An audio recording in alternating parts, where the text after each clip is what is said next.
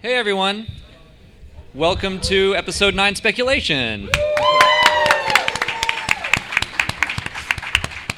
We have a lot to talk about, especially after last weekend, so we're just going to get right to it. Let's go down the line and introduce ourselves. My name is Alex Damon. I run a YouTube channel called Star Wars Explained. I am Mollie Damon, and I also run the YouTube channel. I'm Thomas Harper. I do not run the YouTube channel Star Wars Explained.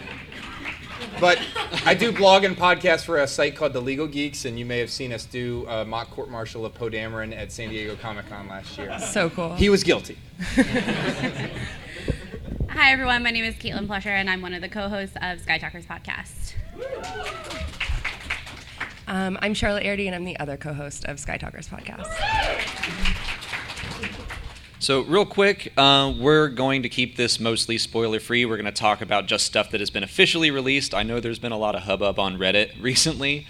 We're not going to talk about any of that stuff, and we'd appreciate it for the Q&A section if you didn't say, like, on Reddit, I read this thing, because not everyone wants to know that. Also, I can't really see this, so if it feels like we're talking about something that looks wrong, just let me know. But let's just get into it.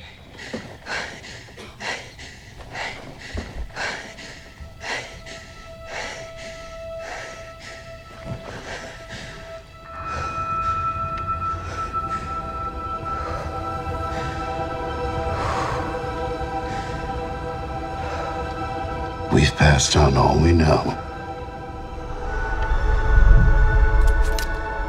1,000 generations live in you now.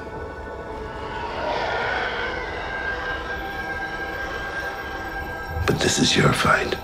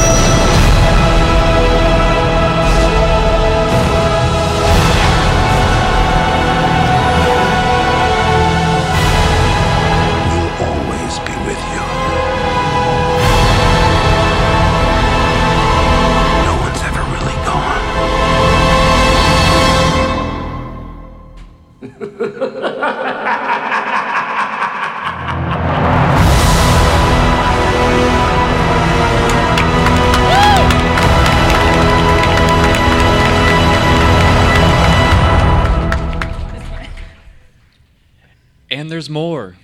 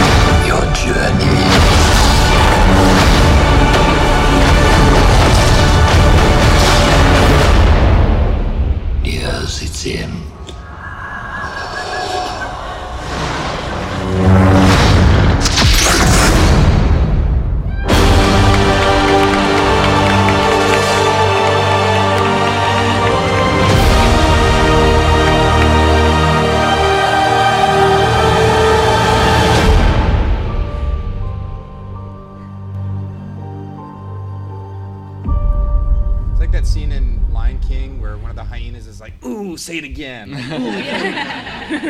Mollie, how'd you put that cosplay together so fast? Well, you know, I've actually been doing Dark Ray cosplays for 3 years now, so I lucked out.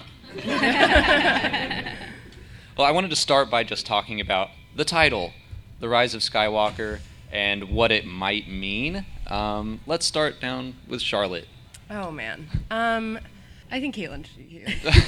Yeah. The title, so we heard it at Celebration, obviously, is when the title was released, and The Rise of Skywalker, I think, I don't think I expected Skywalker to even be in the title, but it makes so much sense because now we're at the end of this 9-part saga that at its core is about the Skywalker family. This is the last chapter. It makes sense for Skywalker to be in the title. The one thing I think is really interesting is the word rise, though, because if you look at like the 3 ending films, like we have Revenge of the Sith, we have Return of the Jedi, and then we have Rise of Skywalker, it like creates this nice flow, I think. So you go from Revenge to Return and then to Rise. We're at the end. For me, it indicates a happy ending because we're on the upswing. Yeah, I like the idea that and this is something that people have thrown around, that the Skywalkers could be a new line of some kind of Force user, and I think that kind of the way you talked about that works together with the 3 trilogies that we have. The first one is about how the Skywalker line started, or at least Anakin's part of it, and then it's about his fall, and then the original trilogy is about the Skywalker's redemption, and then the sequel trilogy is kind of about their legacy. That's the way I'm seeing it. Yeah, I like to look at that second lesson that Luke taught Rey in The Last Jedi, right? So that lesson in a nutshell is the hubris of the Jedi caused them to fail. And in that, as an extension, Luke failed when he attempted to start this new Jedi Order, and immediately, one of his best students, if not the best student, turned to the dark side, which caused him to go into recluse. And so, the Skywalker name, the legacy, at least as far as Luke is concerned, is really a cast-off at the end of The Last Jedi. Well, not at the end, but as Rey finds Luke on Acto. And so I like to think of this not necessarily as a rise of Luke's legacy, but of the name. And certainly we've seen in the Star Wars universe, not in the films, but Skywalker isn't just a word that's used as a family name, right? The Chiss use it to describe Force users, and so it's not a stretch to think that Rey or whoever could see this name as the embodiment of the next generation. Well, let's get into some characters and talk about the state of the Resistance, because last we saw them, they were looking pretty rough. I know that Thomas is very excited about this shot alone. I want you to look very closely, and I will tell you, I've already counted this. If you don't know me, if you don't interact with me on Twitter or anything, then I will enlighten you that I'm a big fan of the BTL A4 Y-Wing as the best starfighter in the universe. And if you look closely, Y-Wings represent 26% of that starfighter force. The Y-Wing, I'm here to tell you, is coming to save the day again. I think that's just more a sign that you know they're in bad shape.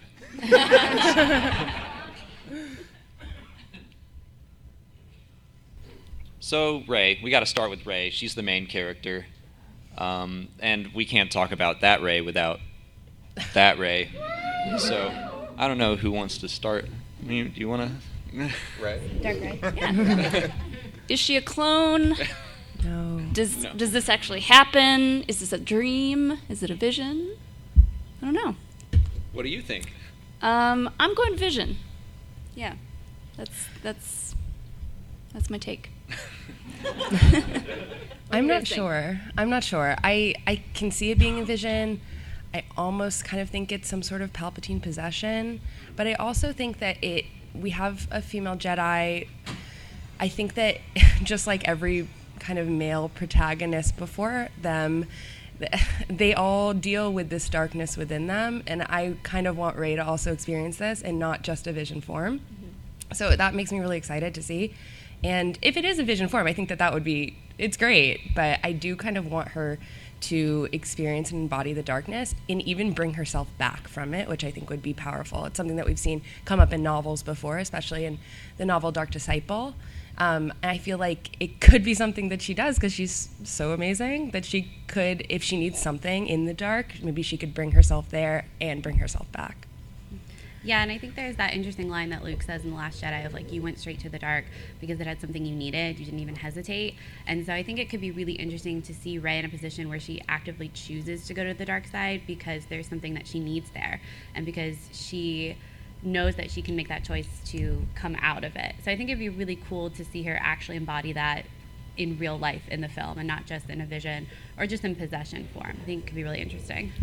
I want to poll the audience because I don't want to feel alone in what I did after this trailer came out. How many of you, like me, played this like 2-second clip over and over and over and over and over and over? Now I got a GIF form of it, so I just watched that on repeat. I've watched this countless times, and maybe this is looking too deeply, but it is very reminiscent of just the sort of distortion in the video that is apparent when Luke goes into the cave on Dagobah. Mm-hmm. It just has that feel of it. And I love the idea, I don't know where her path takes her, but I love the idea, as Caitlin said, that this is an extension in some form of her finding something she needs, because think about Luke's pathway. He went into that cave, and Yoda's advice was, take only what you need, and he's confronted with Vader. Vader's this symbol of, not only an obstacle to his own pathway to becoming a Jedi, but this is the embodiment of the threat to everybody that he loves and cares for.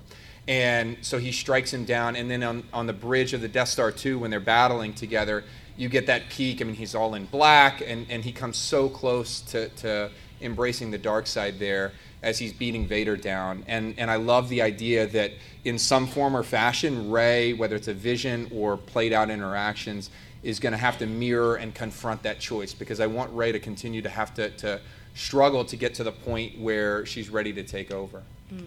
Go ahead. Sorry. I will say, if this is a vision, I would love to see Kylo have a similar vision of him as Ben Solo, the Jedi, the good guy.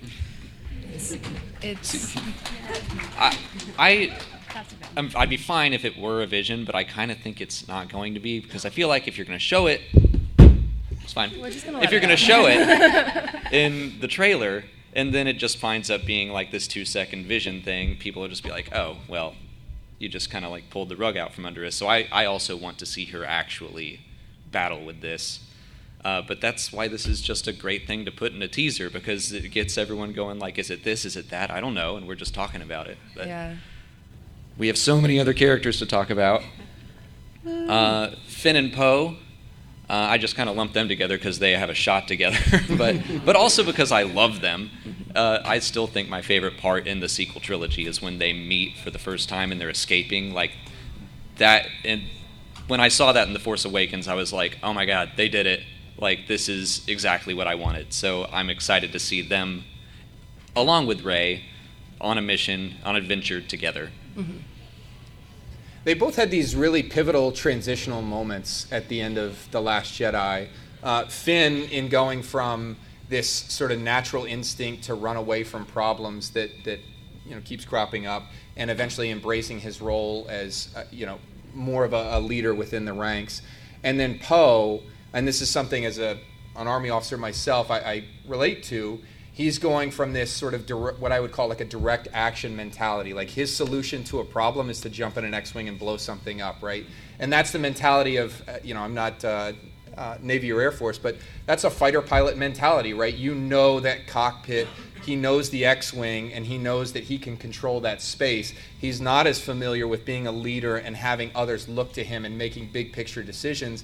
And that's what Leia, not only in The Last Jedi, but if you look at the Poe Dameron comics, again and again, Leia is trying to stress and impart this on him because she knows it's going to be time to pass the torch at some point. And we finally get that moment as he's looking out the hangar bay doors on Crate, and Finn is ready to go out and start assisting Luke, guns blazing. He's like, wait a minute, there's a bigger picture to this, and I've got more of a responsibility here than as a gunslinger or a fighter pilot.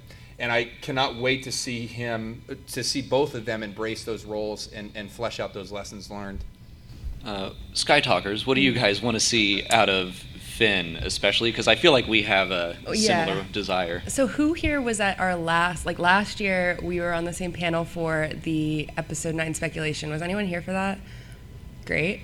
So last year we talked a lot about the Stormtrooper Rebellion that we really wanted, right, for Finn. We think that would be an amazing way to kind of round out his character and his origins as a Stormtrooper that was raised to do only one thing, and he broke out of that mold. I mean, it's just an amazing story. I'm so glad that we have a character like Finn for that, but I don't know if it's going to happen anymore. I haven't really seen any inclination in the teasers or anything, but I still think that it would be... I want Finn to find his identity somehow more, and kind of understand where he came from in his Stormtrooper origin, I suppose, and everything that came before that. Yeah, and like the family that he was taken from that he'll never know. Yeah. One of our favorite theories right now is that Pisana is actually where Finn is from, and so it is this kind of homecoming for him, and he gets to be a part of his community that he was taken from and get to know his roots and kind of further his identity now and maybe find out what his birth name was too. I think that would be really interesting. But then I still think that the Stormtrooper uprising and like Finn being a part of that and showing the other Stormtroopers that you don't have to be on this path. You can make a different choice. I did. Let me show you how. I think it'd be a great way, as we've been talking about, like how Finn found himself in the Resistance, but it took a while because in the beginning he was there for himself, like the decisions he was making were for himself and then for Rey. And then at the end of Last Jedi, he's finally come to the point where he buys into the Resistance, into what he's doing, and he believes in that cause. And so I think it would be really cool for him to try and share that with the Stormtroopers, and then also to have that new sense of place, hopefully with his found family and then with his like community, maybe blood family on Pisana too. That's such a great point that's so interconnected and draws in other stuff that we've seen. And you both have this great phrase that if you want to know the future of Star Wars, you look to the animation department. And there are connections to this theory that I think make sense because big picture, First Order has a lot of ships, a lot of guns, and a lot of people. It's going to be very hard for the Resistance in its current state to take them on in direct action. So they're not going to fight toe-to-toe with them any more than the Rebellion could with the Empire. But their entire force is built around this army of folks raised from birth and born and trained to do nothing but follow orders, right? And so in Resistance, we see there's an episode where a First Order stormtrooper gets sort of knocked out, and then the main character, Kaz, impersonates him. And Kaz is sort of acting erratic because he's Kaz, and he's a spy, right? So he's not doing things that First Order troopers kind of do. And his superiors are like, you need a brain scrape, right? That's what they call it. They're this mental reconditioning. So the biggest single threat to the First Order isn't some fleet that's going to come toe-to-toe, although maybe we'll talk about that in a second. But it's a rebellion within the ranks, right? It's their own troopers questioning orders and thinking about what they're being asked to do. Mm-hmm. Yeah. And there are so many moving parts right now, even within the First Order. You have Hux, who... Poor Hux. He just wants to be a good First Order leader, and it's not working out. And then you have Kylo, who's now Supreme Leader, and obviously Kylo and Hux don't get along, and so there's that tension there. And I'm sure we'll touch on Pride coming in as well. There's just a lot of moving pieces, and it seems like authority is not being handled well within the First Order, as far as they're concerned. Obviously, we don't want that to happen. But yeah, I think coming from within, all these moving pieces, the First Order is just going to crumble because there's not one singular leader, and they can't agree on things.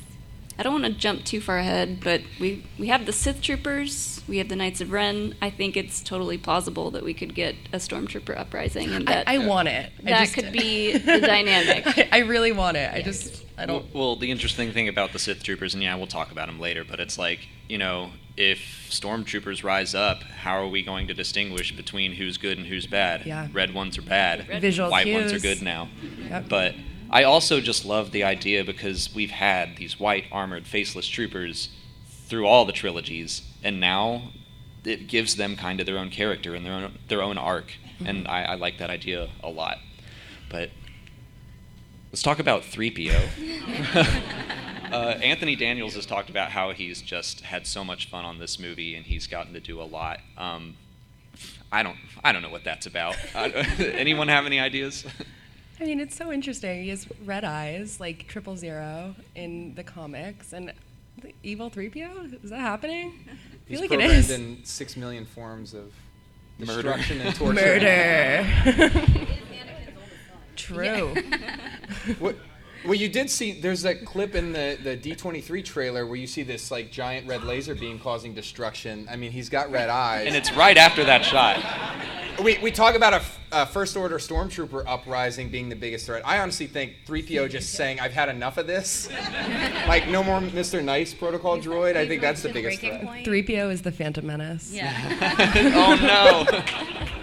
What I think is interesting is that Anthony Daniels at the Rise of Skywalker panel at Celebration, he spent a lot of time talking about how, no one ever listens to C-3PO. More people should listen to C-3PO. Why does no one listen to C-3PO? And to me, I'm kind of like, okay, C-3PO is going to do something like pretty important in this film. And kind of my theory right now, I think, is that there's like something that's been locked inside C-3PO, and I don't know how to describe it, but almost like it's password protected, and someone says it and it flips a switch and we get this.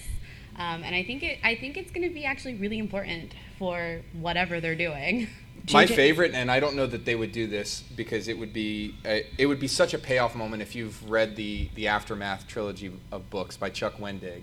But in that book, there's a character that you see on screen, one of the Black Squadron pilots named Snap Wexley. And he has this, as a kid, you see him as a kid in the books, but he has this reprogrammed battle droid named Mr. Bones, and he has this like personality matrix that can be yanked out and plugged in. And I'll tell you, battle droids may seem goofy in Clone Wars and in The Phantom Menace, but give those books a shot because Mr. Bones is a bamf. And I love the idea that and this would require like some context for audience members that haven't read the books, but I love the idea that Snap comes back into the movie from his mission with Black Squadron, and he's like, hey guys, why don't we repurpose C-3PO to give us a little hand here? And he plugs in Mr. Bones' personality matrix. Yeah, I think he's getting like a battle upgrade here. Like the Matrix. Yes. I know Kung Fu. Who decided to give him that upgrade, though? All right, how about Rose? Because we haven't seen Yeah. any Rose This in is the marketing only so shot far. we've gotten from her. Yeah. What do you think her role's going to be in this movie? I think she's going to kind of take more of Poe's responsibility as more of a leader in the Resistance. Yeah, I would say I think she's going to take more of a Leia's responsibility and kind of. We haven't really seen her in any photos on Pisano with the other group, so I expect her to kind of be like manning the fleet, I suppose, back in like this photo. I think that we can understand where she is from that photo. Yeah, I'm a little disappointed because I really wanted Rose to be like with our group on a journey. I love her character. I think she really embodies what Star Wars is about, and I feel like I hope that she has a bigger role. She did mention, Kelly Marie Tran last week in a D23 mentioned that she had a fight scene. So I'm like, all right, maybe it's more than what we were expecting, and they're just keeping it under wraps. I like the idea. So the Resistance is effectively, mostly wiped out at the end of the Last Jedi, and so they never say her rank, I don't think, but it's fair to assume that she's probably like a private, like junior enlisted. But Rose has all of these skills. She's technically and tactically proficient. She sees the big picture. I mean, as Finn is trying to sacrifice himself in sort of a meaningless fashion, from a tactical sense in terms of the battle, it wasn't going to change anything. Mm-hmm. Rose sees what a mistake this is and comes in and saves him. So I like the idea that she's maybe off screen going to have this field promotion to like we're going to see like Captain Rose or Admiral Tico, and she's going to be in charge of quite a bit of responsibility, and I love that for her character. There is, I can't remember it exactly, but at the end of The Last Jedi when they get to Crate, she's the one that gives Poe an update on how, like, what they have left of the fleet, I think, or of their supplies or something like that. So I think it would make sense, considering how many people they don't have left anymore, that she would definitely be promoted into this position of authority. And like you said, she has all the skills and the knowledge to handle that kind of position. So I hope she does get that promotion, and I hope we get to see her in action a lot. They certainly have availability. Yes. All right, I'm going to try to get us through this a little faster because we haven't even touched on the First Order yet, and we're almost halfway done, and I want to make sure we get some Q&As going. But Janna and Zori are two characters that we know almost nothing about. Zori Russell. Yes, Carrie Russell. Carrie Russell. I know the Star Wars names. I don't know the real people names.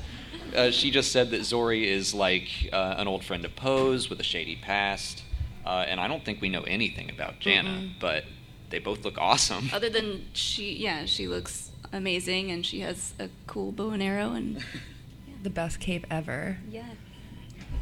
There was some speculation, and I'll pitch this because I don't know that I have a thought on it, about her being related to one of the characters. Do you guys think that she's connected to somebody, or is this somebody new potentially? Well, I would love if she was Finn's sister, but I'm not sure. And then they teased the whole like Lando's daughter thing. I don't think that's happening. I think that was a tease. But back to what I was saying before about Finn and his identity, I want him to find his family. I think that would be wonderful. I mean, I don't think Rey's going to find her family. So if we have all these characters who are struggling with like basically an identity crisis, I want one of them to have a happy ending and find their family that they were taken from. So I don't know if that's going to happen, but I sure would love to see that. Well, go ahead. Oh, I was just going to agree with that and then say, too, kind of my earlier theory about Finn being from Pisana, and then Janna is also from Pisana, so there's that relation there, and there's that sense of community and familiarity that we could still get even if they're not blood related. Of course, yeah. And we see that one shot in the saga teaser of them together, Finn and Janna, on a ship that looks like it was from that fleet shot. So, not sure. For Zori, we don't know. We know Poe's beginning, right? He's born on Yavin 4. His parents fought with the Rebel Alliance at Endor, and certainly we know Poe's sort of history as a New Republic pilot who then defects to the Resistance. But there's a lot of his life that we don't see, and I just love the idea that this was not always like he clearly is not a straight-laced officer in any of the films. He does things sort of his own way, which is the great thing about his character. I love the idea that he's like, in his teenage years, in his formative years, he's out doing nefarious things. Maybe not illegal things, not like Han Solo level, like drug smuggling, but he's out doing things. And maybe like Zori is a friend, a special friend, a partner from his past. And he finally made the decision to get on the right track and join the New Republic. And she's still on that pathway, and maybe there's a little bit of bad blood that has to be dealt with there. All right, we're going to move on, and I'm lumping all the legacy characters together so we can move through. So Lando, Leia, and Luke. What do we think their roles are going to look like? Do you think they'll be significant parts of this movie? Like, I'm kind of leaning towards no. I think they'll be, especially with the situation with Carrie Fisher. Luke is a Force ghost. I think he'll probably be an Obi-Wan role where he just like pops in to be helpful occasionally. And Lando's kind of a wild card. Yep. I'm with you. I'm still really confused. If you guys have seen the Vanity Fair photos that came out with The Rise of Skywalker, that issue a couple months ago, there was a shot of Luke in like a fiery, what is this? He doesn't look ghostly. He's in his outfit from The Last Jedi. I'm so confused by this. And I don't know. I feel like maybe we're gonna get some flashbacks with him.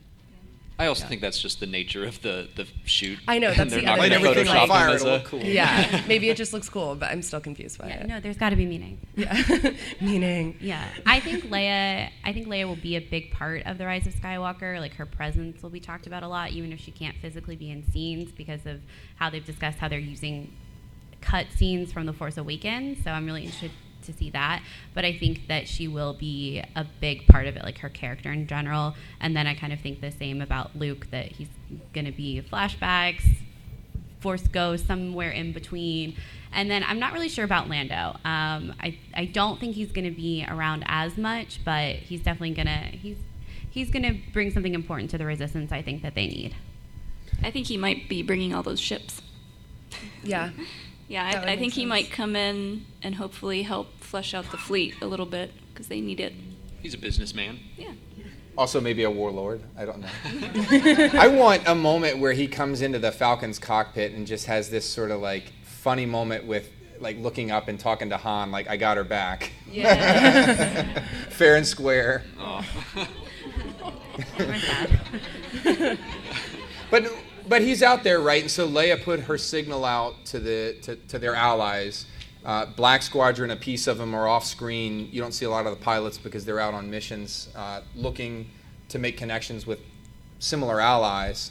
And I love the idea that Lando, by some probably like slightly illegal way, has the means to come in and help them. And then, seeing him in sort of that leader role, like step back into it, would be really neat. Yeah.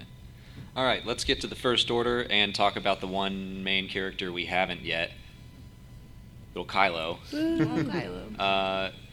I want to open up with him and the mask because I love what you guys have to say about that. When I first saw that, they're bringing the mask back, I felt like that was a step in a backward direction for him. But Charlotte and Caitlin have some really interesting thoughts about that. So the mask has a really interesting design, and for me, when I first saw it, it reminded me of this Japanese technique called kintsugi.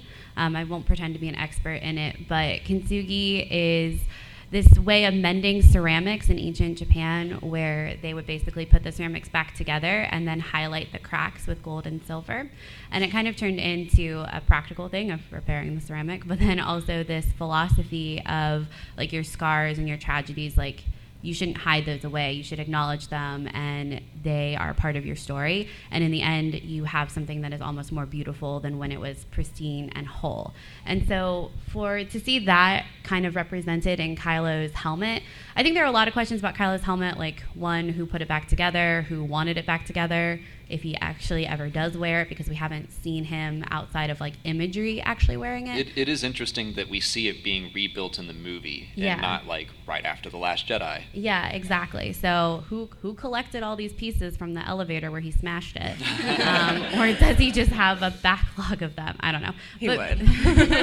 For me, as someone who sees Kylo as getting redeemed, I think the kintsugi helmet plays really well into where I think the sequel trilogy is going, as far as this theme of there's darkness and there's light in all of us. You're not one or the other, and you shouldn't have to hide the bad things that you've done or that have happened to you. You can take all of that with you as you move forward into being a better person.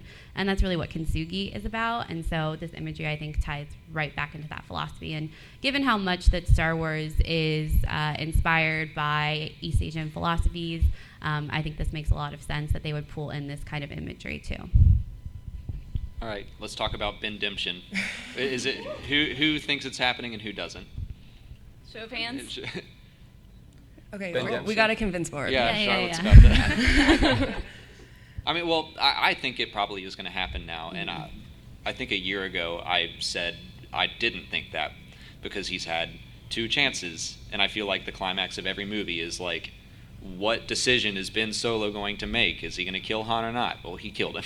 Is he going to kill Snoke or Rey? And like that's just the most intense part of the movie for me, so I'm excited to see what challenge gets put in front of him in 9. Also, I think Avatar The Last Airbender changed my mind because Zuko is such a similar character, and I just like, he gets so many chances to do the right thing, and I was just shaking him like, just do it once, and he finally does, and it's so like nice. It's such a relief. Yeah, I like the idea that he is, and this builds off your point about the mask in a way. Kylo's always been conflicted. I think he's at max conflicted level at the end of The Last Jedi. He's got so much rage built in him, and I just love that shot of him pushing forward on the accelerator on his TIE fighter, because you could just see him gripping it so tightly, so angry. Still at Rey, and certainly his mask does not hold happy memories for him. The last time, the moment that caused him to smash it is being called Snoke calling him a child in a mask, and I like the idea that there is a bigger force, some maybe that we'll talk about in just a second, that's going to cause him to see finally the bigger picture, and that he's going to dovetail with Rey to be part of what we were talking about with the meaning of the Rise of Skywalker title. When you bring back Palpatine, you no longer have Kylo Ren being the biggest bad. Yeah. There's like a lot of reasons why I think this is happening, but I feel like I don't want Leia to be sad, and I feel like Leia's in The Force Awakens, bring our son home. There's still light in him. I know it. In The Last Jedi, she loses hope, but then Luke says no one's ever really gone.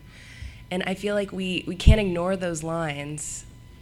I feel like it's happening. I think there's a lot to say. Obviously, a lot of us here have a lot of opinions about Kylo Ren and his redemption. For me, I think it makes the most sense when you look at this 9-part story and we've talked the first trailer that we saw at Celebration. It was a direct callback to the Phantom Menace. And, the Phantom Menace began with a mother's sacrificial love to let her son go. And I think it would be really great to come full circle to have a mother's overwhelming love to welcome her son back. And I think that would be really powerful. And also, this is the Skywalker saga. And like Alex mentioned earlier, the sequel trilogy is almost like the legacy of the Skywalkers. And I think, in 10 years, if you have a kid who's just watching Star Wars and he watches it 1 through 9, and you track for 40 years with this family, and for it to ultimately end in tragedy with Kylo and him not being redeemed, I don't really know what that says about Star Wars, to follow this family all the way, and then for it ultimately to end in darkness. For me, that's not a happy ending. And like I said before, I think that the Rise of Skywalker sounds very triumphant. And I think Skywalker can take on a lot of different names, but Kylo is still our Skywalker, so I think that it has to have a triumphant ending for him too. Yeah, and his arc, his entire goal is to fulfill whatever he thinks Vader's legacy is, right? And I refuse to believe that this 9-part saga ends with Vader, even if Kylo is defeated, with Vader's legacy having overcome the light in Anakin, in Ben, because like it or not, Rey's a centerpiece of this story, but Kylo is a complementary part of that, and he's obviously a big part of the Skywalker family. So I think he's coming back. There's this really, and I know we have to move on, but there's this really interesting thing that I saw online that someone brought up about, Yoda's line to Luke in The Last Jedi: you have to pass on what you've learned. You have to teach from your failures to the next generation. And that's what Kylo needs to do. He needs to be able to teach the next generation, this is where I messed up. This is how far I fell, but I was able to come back. Let me show you how. Because no one taught Kylo, because Anakin was gone, and Luke and Leia and Han hid that truth from him. And so in a way he was kind of isolated in his fall. Obviously there are a lot of decisions that he was making, and the pressures from other people and forces with Palpatine, who knows what's going on there, and Snoke, but there was no one there to teach Kylo the truth of his family in a way that would have been most beneficial to him, I think, growing up. And so he needs to be able to pass on what he has learned so that it doesn't happen again. Okay, we got to talk about the Knights of Ren real quick, and then Palpatine. I want to try to do that in 10 minutes so that we can do 15 minutes of Q&A. But yeah, Knights of Ren, they're finally here. There we go. So, what do we think they are? Where have they been? Yeah, we know almost nothing about them. I've always liked the idea that they are not Force users. I thought that they were hinting that they were from the Acolytes of Beyond and the Aftermath books, and that they were just kind of dark side enthusiasts. And then Ben Solo comes along. Yeah, Ben Solo comes along, and they're like, "Oh, it's Darth Vader's grandson. He can obviously be the leader of the Knights of Ren." But who knows? So they're fanboys of the ultimate fanboy. Yeah. That makes sense to me. I mean, I always get a little concerned when there's so many new characters added each time, where I'm I just want to spend time with our core, basically 5 or 6 characters that have been introduced. So I do hope that this somehow furthers Kylo's story, and we see his sort of relationship with them, which I think will be really interesting. If he's a master of the Knights of Ren, what does that even look like? Kylo as a master is strange to me. I feel like it's just a little dubious. So I want to see that in action. I think that they're probably going to play a role similar to the Praetorian Guard. Yeah. They look awesome, but they're not going to have characters. They're not going to take off their masks and introduce themselves. It's just one no awesome fight scene. Yeah. My only question is, Luke tells Rey that Kylo destroyed the temple, but that he disappeared with several of his students. And he said he had 12 students. We have, 5, 6 Knights of Ren that we've seen. My only concern is that this movie's not going to be 18 hours long, as much as I would love it to be. And they can't gum up the works with this entire backstory that they really haven't told for 2 movies. So I think we're going to see a slice of them, but because of time constraints and storytelling constraints, I don't think it's going to be a significant thing. Yeah. I hope we see them in battle, because that would be a big letdown if they're built up like this and then we don't see them. They're actually accountants.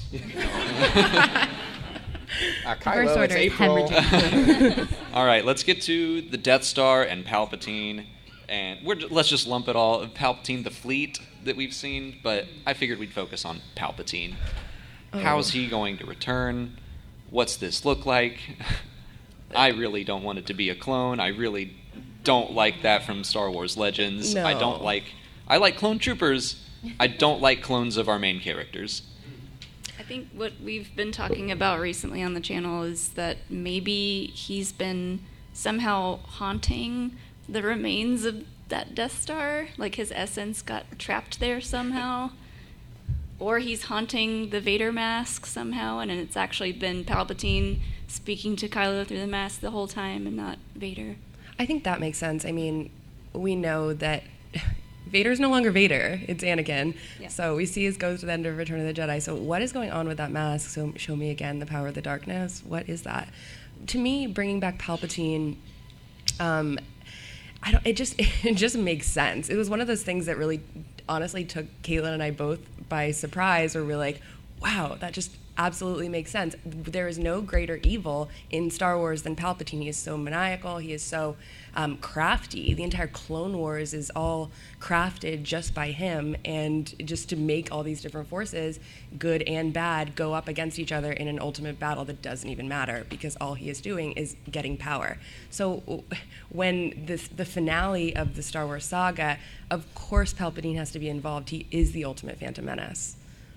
And I think, what does he tell Anakin there at the opera in Revenge of the Sith? He says, all who seek to gain power are afraid to lose it. That is at the core of his essence, right? So his entire purpose in life is not just to rule the galaxy, right? That's a neat added bonus. Mm-hmm. But it's to perpetuate himself. He killed his master. He's not going to be killed again, and we see this not just mirror this quest for eternal power in Palpatine, but this idea that life can go on beyond life is an idea that flows through every bit of Star Wars. I mean, Qui-Gon worked to try to train and retain his essence in the living force. Didn't complete his training before he was killed on Naboo. Passes on, as you see in the Clone Wars, in the Lost episodes, gets Yoda to complete his training so that Yoda can retain his essence in the living force. And even Yoda, who knows so much, is like, this is impossible. No person, no Force user can live on and retain an essence in the living force. But we've seen, at least in Qui-Gon, this idea that you can be incomplete, right? So Palpatine's work could be incomplete. And I love the idea that he almost got there, and whether it's the some Sith relic or the Death Star itself, he's there and controlling things. I did want to ask you, Thomas, quickly, what are the legal ramifications of a long dead leader just coming back and controlling a new government? 45 minutes of this movie is going to be Palpatine in a state court trying to get all his stuff back. JJ is like, the mystery box is going to open. It's going to be like, oh, it's a legal drama, haha. Well, there are so many moving pieces with Palpatine, and like everyone has said, once you realize that it's Palpatine who's coming back, it's like, oh, of course it's Palpatine. He is the biggest bad of the Star Wars saga, and he's the one who has been haunting the Skywalkers for literally generations. One of the things that we talk a lot about on our show is the Last Jedi novelization, where they talk about Palpatine's contingency plan, where basically Snoke has knowledge of basically everything that Palpatine has hidden away, like to save for a rainy day, basically, which is kind of what it seems like is happening here. But then as far as like what, I don't know how I think he's actually going to appear, if it is like possession of a Sith relic or like his essence in the Death Star, like that's really spooky, or if it is a Force ghost, or he even comes back completely physical, that would be crazy. But we've kind of talked about animation before too, and there's this great arc in Rebels where it's called The World Between Worlds. I don't know if any of y'all are familiar with that.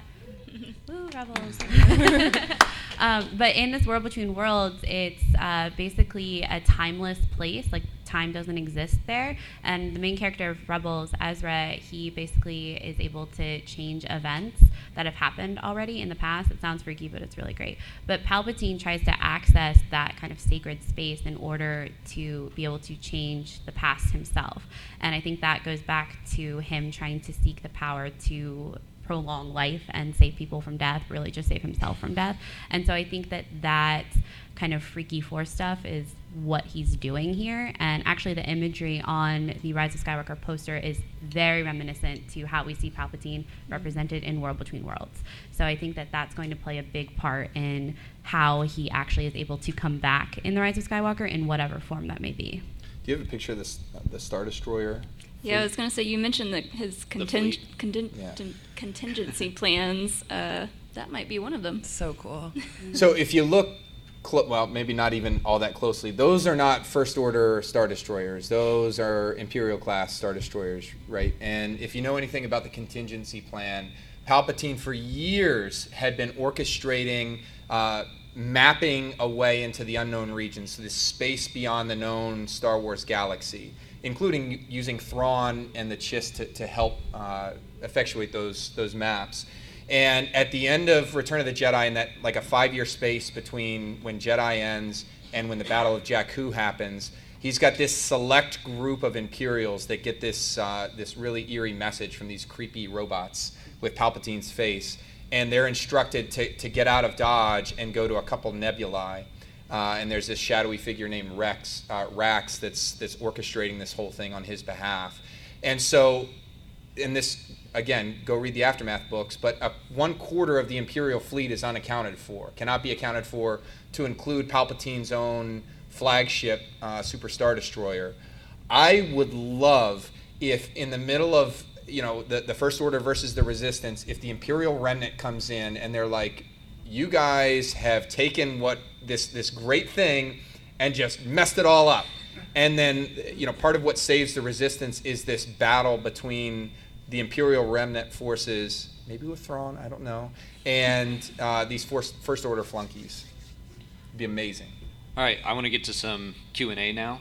So go ahead and start lining up. But while people line up, I figured let's just do like one real wild wish list thing for episode 9. Like mine is I want the fireball to be in it. Kind of like the Ghost in Rogue One. From Resistance? In Resistance, yeah. Like you just have the fireball flying. You can have Kaz's voice over the intercom. You don't have to show him. But just like little Easter egg like that, I think would be great. Yeah. I want to see Kylo Ren do some seriously crazy Force stuff. I want Ezra Bridger to return from this beyond that he's gone off to, and I thought he was DJ. That's true.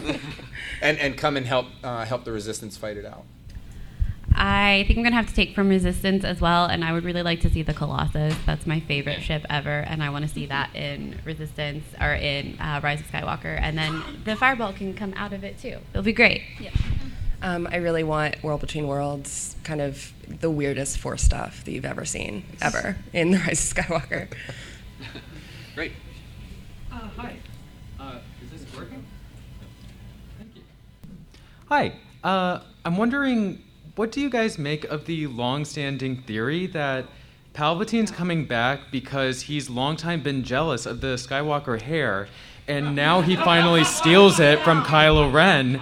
And Kylo, who's already dealing with his conflicted feelings, that's the last straw after he becomes Baldo Ren, and he joins Rey and the Resistance. What do you all make of that theory? Sit down. I knew it was you. We won't entertain it.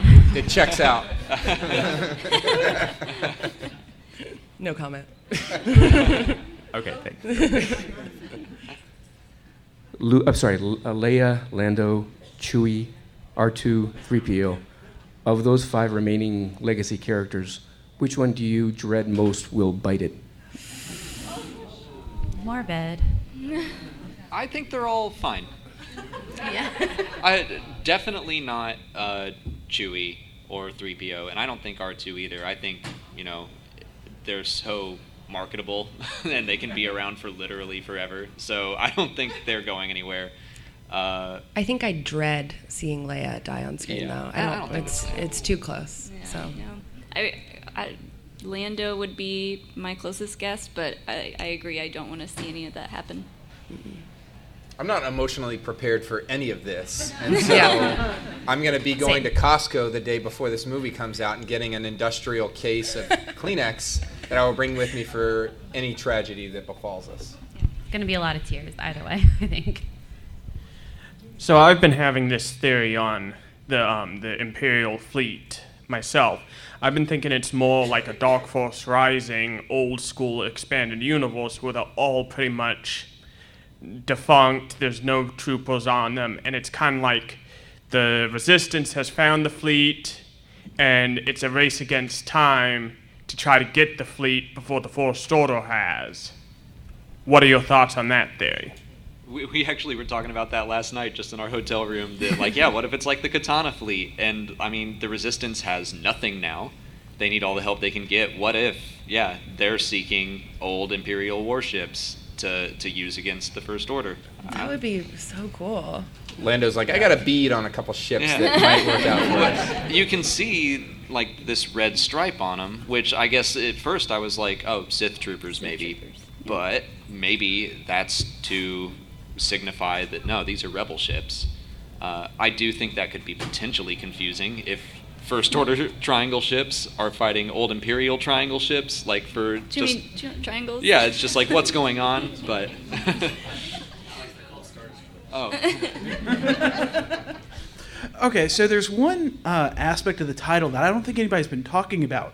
Rise from the Dead. Okay, my prediction is going to be they're going to need to go into the warp in the West, or I'm sorry, the warp in the Force that Caitlin mentioned, or some other sort of Force nexus. Go in there to grab Luke Skywalker, and the problem is going to be not getting Palpatine out as well. So you're saying we're getting Luke back resurrected? Yes, because Luke has not fulfilled his arc. If you think Luke was cranky when Rey tried to get him off of Rey, when you pull him out of when you pull him out of his Force slumber, he's gonna be real upset. I think we'll see resurrection, someone coming alive from the dead. I just don't think it's gonna be Luke. I don't think Luke will be resurrected either, but I do like the idea that Palpatine comes out as a consequence of something they were trying to do that was good. Yep. And oops. So the main goal of the rebels was to turn the citizens of the Imperials to their cause. So I was just wondering, what do you guys think the Resistance, how they're going to do that in this new movie? Or is Kylo going to be a bad leader? Or maybe plot twist, he's actually a good leader, and they like having him be their leader. How do you think they're going to turn these people from the Imperials to the Resistance? I don't think Hux is going to ever think that Kylo's a good leader. Yeah, no, I think he's going to be a terrible leader. In the 10 minutes we saw of him being Supreme Leader at the end of The Last Jedi, he was not making great choices from a tactical standpoint, I think. It's a little confusing because then you watch The Force Awakens and you hear those kind of side comments that he makes to Hux about maybe we should create a clone army. Your army isn't, your troopers aren't trained, or I don't know. Maybe they might pull the rug underneath us, and Kylo might actually be a little bit more disciplined than we think, and then Hux will get mad at that. I don't know. We saw that picture of Hux and Pride. So we don't know anything about his character yet. Yeah, I love the idea that, so his name is Allegiant General Pride, right? And if you look back in history, I love the idea that the First Order has an element, a political element to it, or a loyalist element to it that we just haven't seen yet. And if you look back in history, the Soviet Army in World War II had these political commissars. So they're loyalty officers, political officers effectively, whose job it is to keep order within the ranks. So they're not out on the front lines necessarily pulling triggers, but if you're talking bad and questioning what the USSR is doing, they're going to report on you and that sort of stuff. I love the idea that the First Order has this to try to keep this ship together, especially after what happened at the end of The Last Jedi.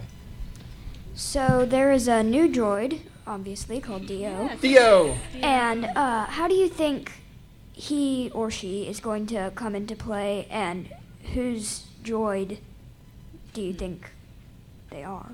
I think he belongs to Lando.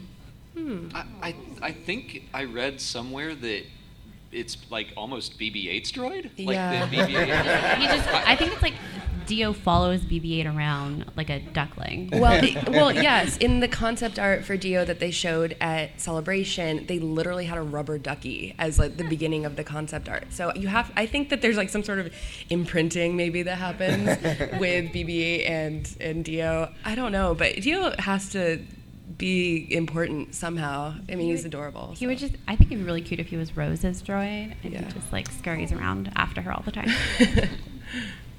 My question is, when you look at Dark Rey and you see her lightsaber, it almost has the same like crackly properties that Kylo has. Yeah. So if it's not a Force vision and just like a coincidence or whatever, do you think that she took his kyber crystal? Do you think that she like modified his blade in some way? I would say that I think that since it's a double-bladed lightsaber, maybe it's the 2 crystals that she has at the end of The Last Jedi. And the whole thing about Kylo's crystal is that he tried to kind of improperly make the crystal bleed, and that's why it is all craggly.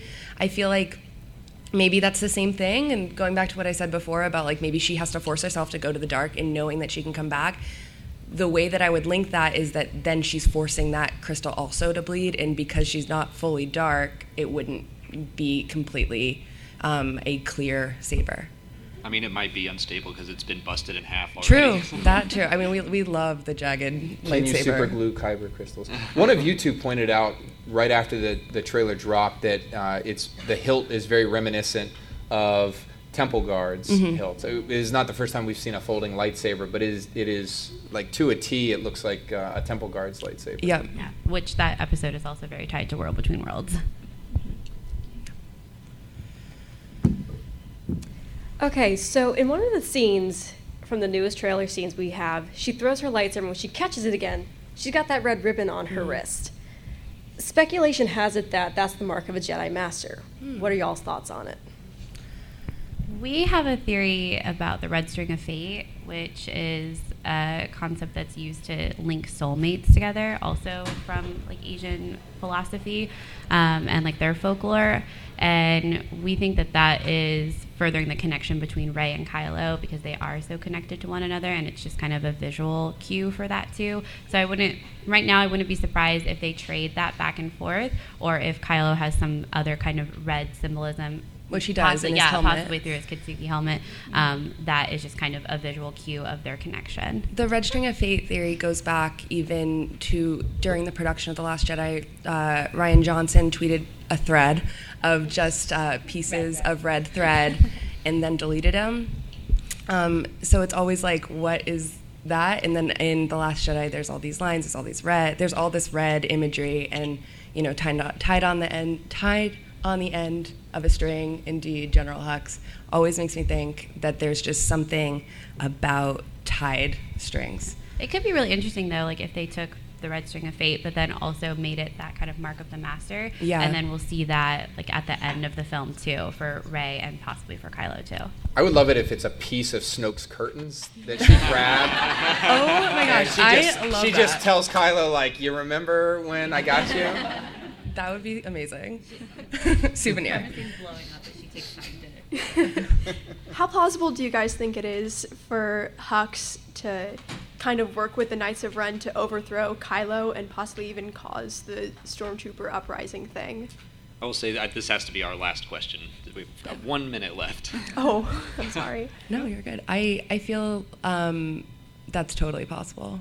I think that look at the end of The Last Jedi that Hux gives Kylo as he's like kneeling, super depressed on the ground, I think that it's very indicative to me. It's like super clear that Hux is going to try to upstage Kylo in some way, stage a coup, I don't know, and involving the Knights of Ren just kind of makes sense because they're super awesome looking. And the fact that they've been gone for an entire movie, they could come back and not be on Kylo's side. True.